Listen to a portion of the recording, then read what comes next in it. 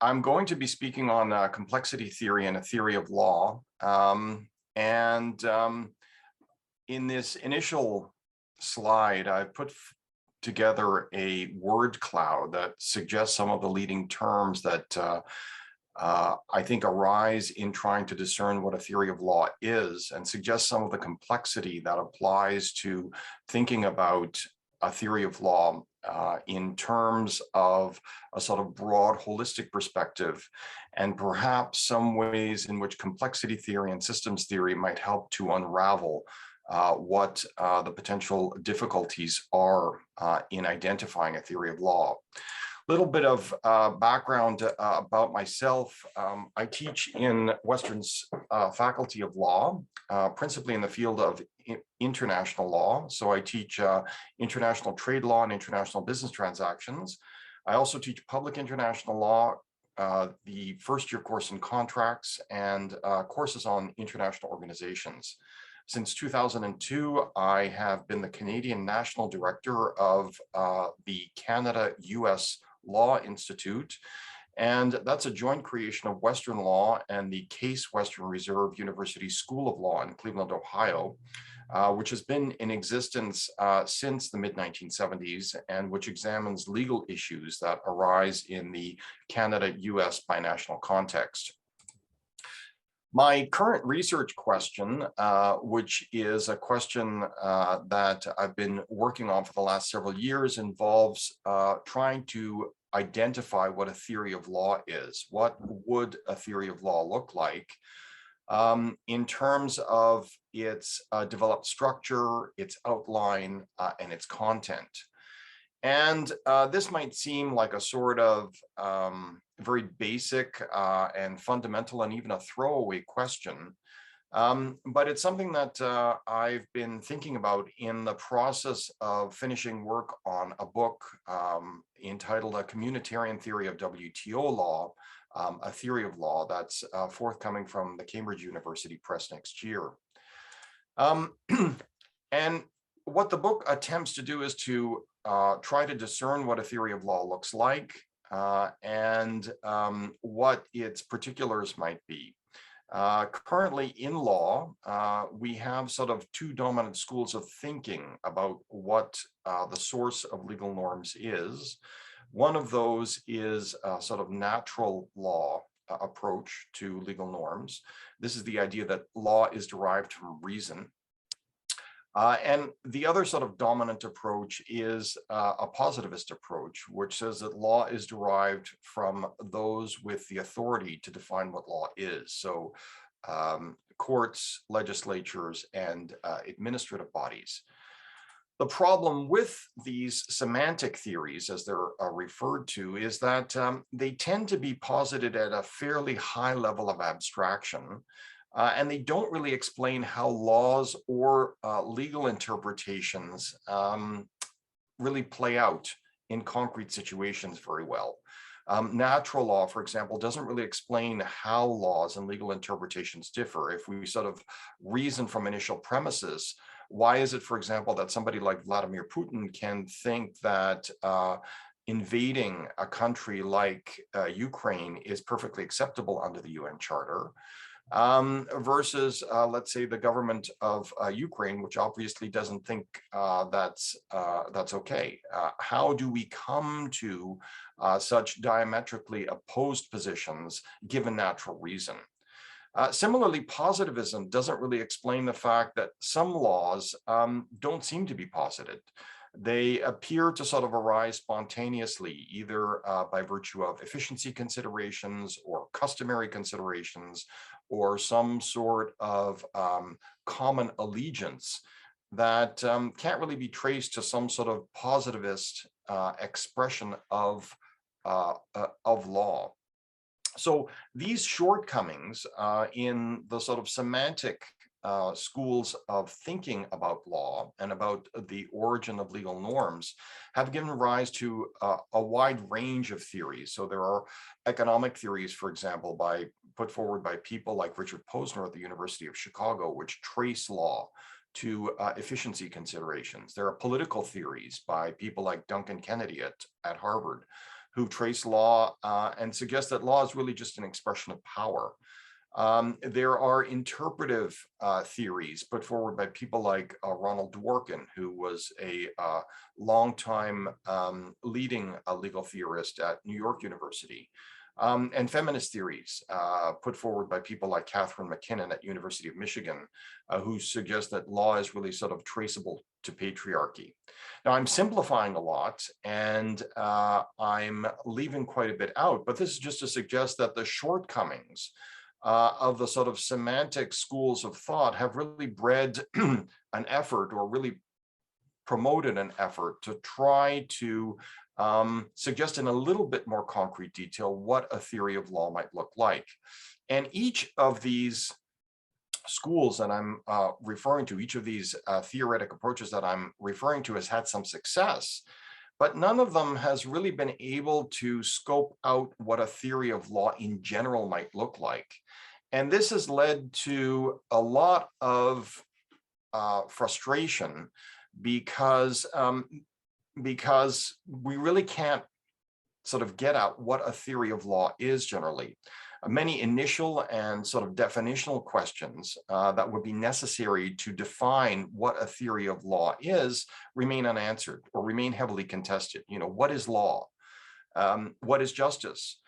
And then beyond that, we really have the problem of an exemplar system. If we were to derive a theory of law, where would we look to? Which system would we look to begin that exploration? And this sort of set of conundrums has really led to sort of paralysis, a lot of skepticism, and even resignation about the possibility of ever being able to define what a general theory of law might look like. And that's encapsulated in the question that was asked by a very famous legal theorist at Columbia University, Joseph Raz, who in 2009, after several decades of thinking about this problem, asked, can there be a theory of law? And his question is really sort of telegraphs the way in which the whole issue of a theory of law is commonly seen today to be something that is impossible, given all of the contingencies, all of the debate, and all of the conflict that exists in thinking about law. Many people have suggested, you know, that a general theory today is probably something that would be impossible. Now, I've tried to step back from this in my work and in my book, and suggested that maybe complexity theory might help us to unpack what is difficult to understand about the law and help then to assemble a theory of law. Is it possible to use insights from complexity theory to assemble a theory of law? And as we know, and many of you will know, complex systems are hard to model because the behavior that's involved is diverse. It's not something that's reducible to a single relationship. Rather, we have to look at a set of different relationships. And not only do we look at a set of different relationships within a system, but we also at the same time have to be concerned with the application of those relationships beyond the system. So how is what is the relationship between the system and the wider environment? And I think all of this is really promising and very and presents a potentially very rich source of insight about law and legal theory, because law is often spoken about as a system. And there are two major legal systems in the world today that most national systems tend to be influenced by or part of. These are the common law system, which is largely case-based and references proof-based modes of reasoning, and civil law systems, which are code-based and tend to rely a lot on sort of presumptive reasoning. So if we could come up with a legal theory that recognizes this idea of law as a system, perhaps we would be able to come up with something that would look and explain a lot of what we see in both common law and civil law systems. So all of this suggests then that because law is part of a system, it should be amenable to modeling according to systems theory and complexity theory. And that's the vein in which, or the approach that I've taken in this book that I'm now finishing. And I've done so by using the example system of the law of the World Trade Organization. That's the area of law that I focused on during my career here at Western for the past 2 decades. Just a little bit of background about the WTO. The WTO is an international organization that was created in 1995 to succeed something called the General Agreement on Tariffs and Trade, which itself was founded in 1947. The principal role of the WTO is to create an integrated multilateral trading system by lowering tariffs and discouraging discrimination against foreign goods, foreign service providers, and foreign intellectual property, that is copyright, trademark, and patents. The organization is headquartered in Geneva. Canada is a member. And apart from Canada, the WTO has 163 other member countries, and there are also 24 other countries that are seeking to join it. Now, the WTO does a wide range of things. It's not just a sort of big, imposing looking building that sits on the Rue de Lausanne in Geneva. It provides a common sort of institutional framework for the conduct of international trade. It's also a forum for international trade negotiations. Something that I've been very interested in with respect to the organization is its dispute settlement system, a sort of court-like system that has issued over 100 decisions since the system got going in 1995. It also provides periodic review of national trade commitments, and it helps to coordinate international economic policy making with other international organizations, both within the UN system and elsewhere. Now, dispute settlement in the system, in the WTO, has really been seen to be the sort of crown jewel of the WTO since it was established 2.5 decades ago. And it's the crown jewel because countries often believe that other countries are shirking or not necessarily fulfilling all of their obligations under the WTO system. And therefore, what dispute settlement allows a country to do is to take another country, a little bit like a complainant might take a defendant to court. So complaints can be launched by one country against another. The complaints, which allege some sort of a violation of the treaty, of the WTO agreement, can be taken to panels, which will render a decision, or sort of like courts.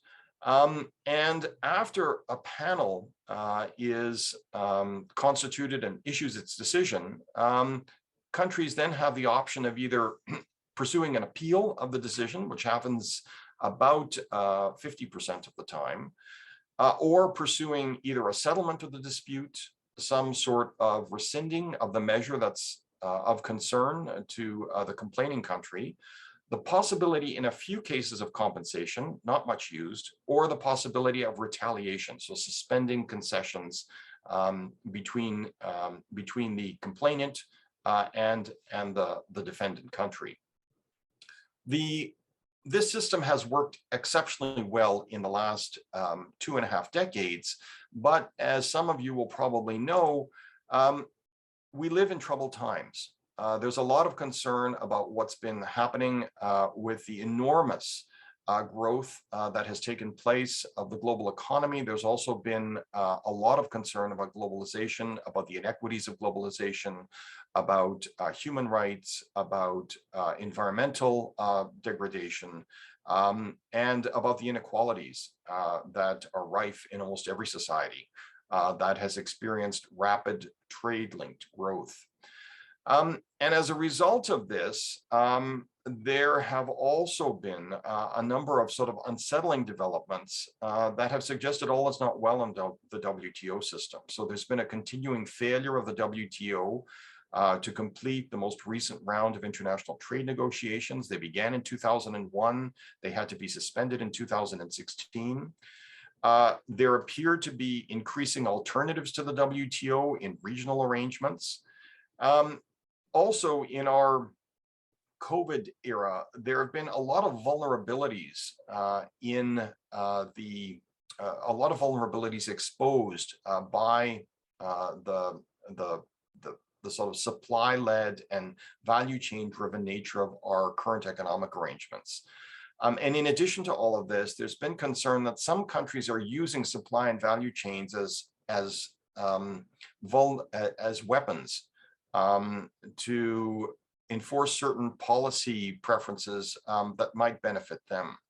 So all of this has led to concerns and has sparked a sort of backlash. There have been movements like the Occupy movement, the Brexit vote in Britain in 2016, and the election of Donald Trump in the United States, and a number of other populist and authoritarian figures in other countries. In the WTO, the immediate consequence of this is that there's been a sort of pushback against the system. Countries are observing their obligations, but more often they seem now to be asserting their rights in a sort of muscular and rugged way. So they're invoking, for example, a lot of exceptions to WTO disciplines. They're also engaging in all sorts of protectionist behavior, imposing anti-dumping duties, safeguards. They're introducing subsidies.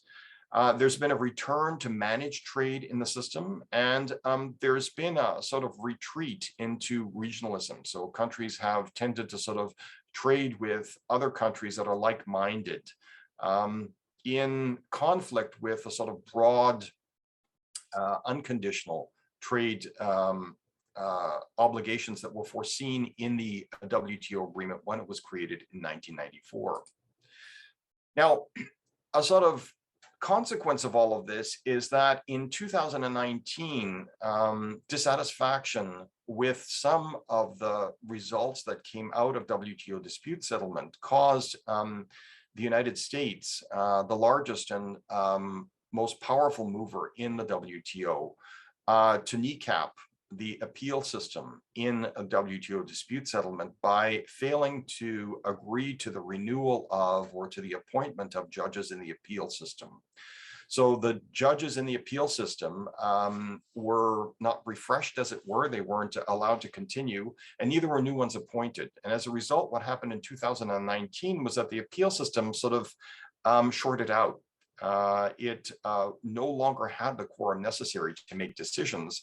And as a result, we wound up in a situation today in the WTO where WTO law really doesn't have any sort of a final arbiter anymore. Countries have used the current environment to start to begin to violate WTO law in a number of ways. And I have been curious as to ways in which a theory of WTO law nourished by complexity thinking and systems thinking could help to explain why this is happening. So in these situations, or in this situation, I've had to sort of step back and ask myself, well, what is a theory? I mean, we're often talking about theory. What is a theory? And I've realized that in thinking about theory, really, theory is sort of predicated on this idea of a system of ideas. But what we're really curious about in the system of ideas is a set of relationships. So a theory should try to discern or try to identify what the relationships are between key ideas in a legal system. The problem, of course, is which ideas are those, which leading ideas are those, and if we do have a series of ideas that we can focus on, which source system would we look to? So I've begun this task of looking to a source system by looking to the law of the World Trade Organization. In addition to this, I've also sort of thought that a theory of law really requires sort of a theory of justice, because the law is supposed to do justice. And for example, here in Ontario, our court system is formally entitled the Courts of Justice. And at the international level, the chief tribunal of international law, although its jurisdiction is limited and highly constrained, is the International Court of Justice. And this suggests to me that sort of across many different jurisdictions, the idea is that law should attempt to implement justice. Beyond that, I've also realized, however, that we have to have some sort of idea for thinking about a theory of law we have to have some idea about why justice is even necessary. And it seems to me that that then requires a sort of third level of thinking about theory in terms of community. And this idea of community is a sort of all-embracing idea or sort of broad envelope to suggest the interdependence that actors ultimately engage in. Most actors will act together to create goods, and they do so within communities. But they do so because nobody would agree to be involved with an unjust community. And so there's a need for justice within a community. So a theory of law then is going to presume a theory of justice. And beyond that, a theory of justice is going to presume a theory about community. What do these ideas involve, and how can we take them apart with the help of complexity theory? Well, first of all, this idea of community suggests that actors have something in common. And in a legal context, they're going to have law in common. And they will have law in common because they depend on each other regularly across different time frames. And they do so in order to create goods. And these are goods that they will seek to protect because they want to safeguard them. They will seek to adjust because they want to accommodate other actors in relation to them. And over time, they're going to transform because they want to sustain them.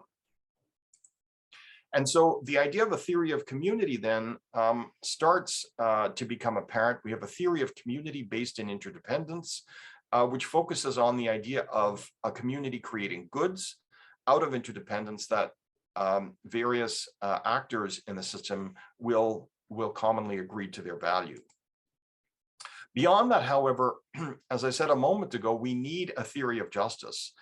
Many authorities, leading authorities like Aristotle, John Rawls, who was a famous theorist of justice at Harvard, posited that justice is made up really of two values, equality and fairness. Now, I think that's very interesting because those two ideas, equality and fairness, are often thought about together, but they actually mean different things. Equality in its most abstract sense probably means something like identity. Fairness means something like fittingness or appropriateness to the circumstances.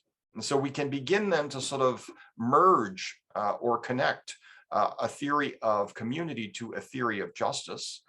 And beyond that, to recognize that there are ways in which equality and fairness are done. So Aristotle suggested that there are two types of justice: distributive justice, the justice of distributions ab initio, or at the beginning, versus corrective justice, the justice of correction after the doing of some wrong. Distributive justice takes place presumably at some prior period, so at point one. Corrective justice will take place at a later date at point two. The traditional understanding of the relationship between these is a dependent view. That is the idea that corrective justice reestablishes the initial distribution. But a number of commentators, and certainly my thinking in this book, is that the relationship isn't always so one-to-one. And that's because distribution and correction happen at different times. And across the course of time, our thinking about what the good is changes. In addition, the task of correction is an onerous one. Correction can't be allowed to usurp all other social functions that take place. Correction takes energy. And as a result, I've suggested that perhaps we should think about correction or the relationship between distribution and correction a little bit more fluidly. There is the idea, for example, that correction that takes place is based on some independent metric, like the dignity of the human person. So we start then to connect a theory of justice to these ways in which justice is being done. And there are some provisos and some interesting relationships that start to become apparent. First of all, if a theory is about relationships, we start to see that equality and fairness don't mean the same thing. We also start to see that we often do fairness in order to achieve equality. So there's a sort of implicit prioritization and subordination that takes place. And this then allows us to begin to elaborate a little bit on a theory of justice, but more directly to begin to outline what a theory of law might look like. And we ask what a theory of law is. Well, a theory of law really is about the law, and the substance of the law really is rights and obligations between actors in a legal system. So a preliminary definition of the law then is that law is composed of rights and obligations. And this is very interesting because in WTO, this is exactly what countries are concerned about. In WTO law, countries have to treat all goods from all foreign sources the very same. That's a most favored nation obligation. And they also have to treat all foreign goods the same as the same types of domestically produced goods. So there's a national treatment obligation as well. So it suggests that there's a sort of obligation here that countries have that really is sort of primate. Their rights, however, tend to be secondary or subordinate to this. And this then gives rise to an entire series of what I would refer to as idea complexes. So whereas within the law, we have obligations that are set off by rights, we also have a constitution that is set off by consensual contracts. We have visions of the future that are set off by the past, and we have deductive forms of reasoning that are set off by induction. And the chief issue here really is trying to discern what the relationships are between these idea complexes, ideas of obligation, constitution, the future, and deduction, versus ideas of right, contract, the past, and induction. And just very briefly, I have identified sort of 4 different relationships then that come up between these two idea complexes, ideas of, first of all, correlation. So the idea that if you have an obligation, you have a corresponding right, and so on and so forth. Ideas of subordination. So the idea that obligation somehow takes precedent over right. The idea of transition, the idea that in obligations, when you reach the limits of an obligation, you transition to its opposite in rights, and so on and so forth. And finally, the idea of integration, that these two idea complexes somehow sort of work together constantly to create the work of a legal system. So I think that this is important because systems theory, according to one very iconic figure in systems thinking, Donella Meadows, and her book, Thinking in Systems, a system aims to achieve a purpose. And in law, I think we can say that the principal purpose of the system is said to be to do justice. And that's very interesting from my perspective. It helps us to think about ways in which the WTO might be changing. The WTO agreement is in danger at the moment. Its liberalizing ambitions have been seen to be perhaps a little bit too disruptive. And the consensus that underpins WTO arrangements seems to be fraying. If in 1994, countries greeted the WTO agreement with the sort of liberal trope that equality of opportunity is what the treaty provides for, today I think it's fair to say that we're much more concerned about the fairness or unfairness of outcomes. So there's been a sort of sea change in our thinking about the system. And this might have important implications for understanding why it is that the WTO has experienced the difficulties it has with its very successful dispute settlement system, why the appellate body has essentially gone into hibernation, and perhaps the idea that we have to be thinking about a softer dispute settlement system because the good of the WTO is no longer recognized universally as it was in a prior period.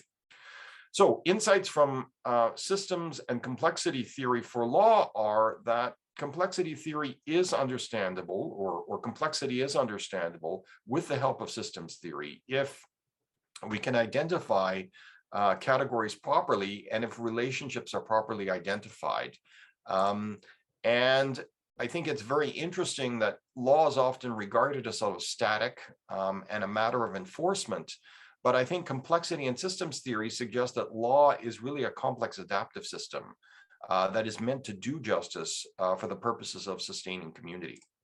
So those are my comments today. I would welcome any comments from you, but I see that we're running a little bit behind schedule.